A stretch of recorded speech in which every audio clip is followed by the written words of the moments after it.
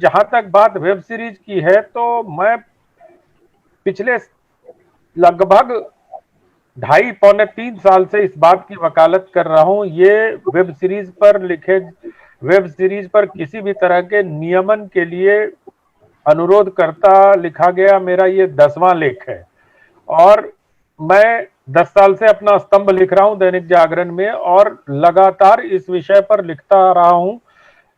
सरकार को भी, नीति बनाने वालों को भी और अपने पाठकों को भी मैं इस बात के लिए, क्या कहते हैं, प्रेरित तो कहना उचित शब्द नहीं होगा, इस बात के लिए मानसिक रूप से मैं सजग करने की कोशिश करता हूं कि जो वेब सीरीज में कंटेंट परोसा जा रहा है उस पर विचार करें। और मेरे मेरे सामने तमाम वेब सीरीज की एक लंबी फहरिस्त है।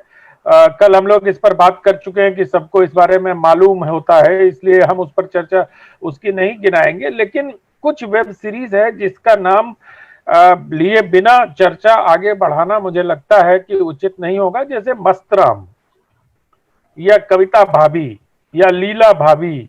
मतलब हम करना क्या चाहते हैं? जो हमारा आईटी एक्ट है, आईटी एक्ट को भी अगर हम इस पर लागू करके देखें तो मुझे लगता है कि बड़ी महीन सी रेखा, बारीक सी रेखा बनती है अश्लीलता और, मतलब अंग्रेजी में बहुत आसानी से पॉर्न और सॉफ्ट पॉर्न कह दिया जाता है और सॉफ्ट पॉर्न करके उसकी आड़ में हम बचने की कोशिश करते हैं।